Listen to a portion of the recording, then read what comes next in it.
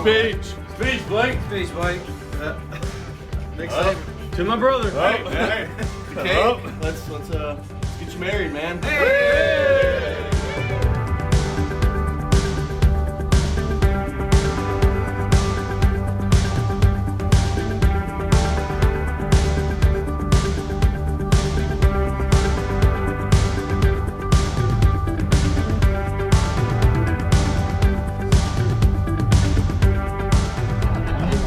Kiss your bride.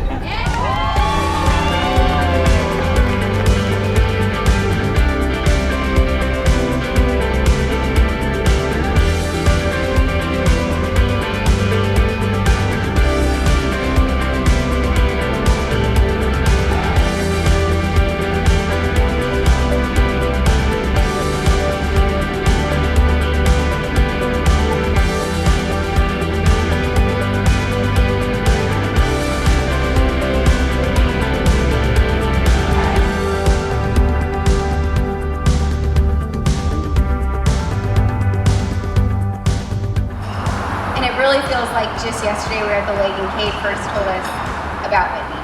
And now we're here on your wedding weekend. We couldn't be more excited.